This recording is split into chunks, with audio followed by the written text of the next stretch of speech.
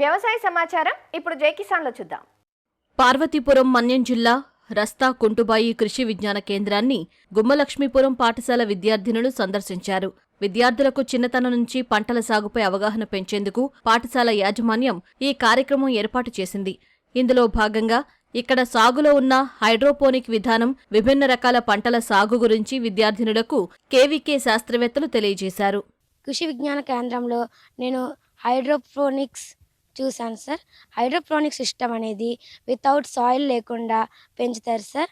అలాగే గ్రీన్ హౌస్లో సన్లైట్ 50% తగ్గుతుంది సార్. అలాగే టెంపరేచర్ అనేది కంట్రోల్ అవుతుంది సార్. అలాగే ఇంటర్ క్రాపింగ్ అనేది ఎలా చేయాలో అనేసి ఇక్కడ ఉన్న సైంటిస్టులు చెప్పారు సార్. నెక్స్ట్ మేము ఫ్యూచర్లో మా ఊర్లో ఉన్న రైతులకి చెప్పాలనుకుంటున్నాం సార్. నేను కృషి విజ్ఞాన కేంద్రంకి వచ్చాను. ఫస్ట్ హైడ్రోపోనిక్స్ గురించి నేర్చుకున్నాను.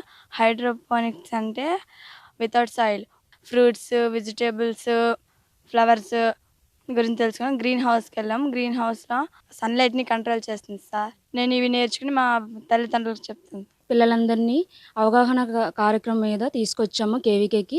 హార్టికల్చర్ క్రాప్స్ ఇవి మనం ఏ విధంగా వేసుకోవాలి, పిల్లలకి అవగాహన తెలియాలి. ఆఫ్ సీజన్లో కూడా మనం ఏ క్రాప్స్ అనేవి ఏ విధంగా వేసుకోవాలి, దానికోసం తెలియపరచడానికి తీసుకొచ్చాము. ఇక్కడ హైడ్రోపోనిక్స్ అనేది చూసాము. ఇది ఎలా చేయాలి, ఏ విధంగా చేయాలి, వితౌట్ సాయిల్ ఆఫ్ సీజన్స్లో కూడా మనం ఎలా పంటలు అనేవి అందించాలి, అలాంటివి ఒక అవగాహన అనేది పిల్లలకి కల్పించడం కోసం మేము ఇక్కడికి తీసుకొచ్చామండి. గుమ్మలక్ష్మీపురం నుంచి 8వ చదువుతున్న కేజీ విద్యార్థులు మన కృషి విజ్ఞాన కేంద్రం రస్తగుండుబాని సందర్శించడం జరిగింది. ఈ కార్యక్రమంలో భాగంగా వాళ్ళు ఏదైతే వాళ్ళ రెగ్యులర్ స్కూల్లో జరిగే కార్యక్రమాల చదువుతో పాటు ఇక్కడికి వచ్చి మన వ్యవసాయ సంబంధిత అదే వ్యవసాయము, ఉద్యానవనము, అదేవిధంగా యానిమల్ హస్బెండరీ, గృహ విజ్ఞానం సంబంధించి ప్రాక్టికల్గా ఇక్కడ కొన్ని విషయాలను తెలుసుకోవడం, అదేవిధంగా క్రాప్స్ని గురించి వాళ్ళకి ఎక్స్ప్లెయిన్ చేయడం జరిగింది. వాళ్ళందరూ కూడా రెగ్యులర్గా చదివే స్కూల్లో జరిగే పాఠాల కన్నా ఈ యొక్క వ్యవసాయ వృత్తి మీద వాళ్ళకి ఉపాధి ఎలా ఉంటుంది, వాళ్ళు ఈ ఫీల్డ్ని తీసుకుంటే వాళ్ళకి అవకాశాలు ఏ విధంగా ఉంటాయి, ఇది వాళ్ళకి ఒక వృత్తి విధిగా రాబోయే రోజులు వాళ్ళకి ఉపయోగపడుతుందని నేను ఆశిస్తున్నాను.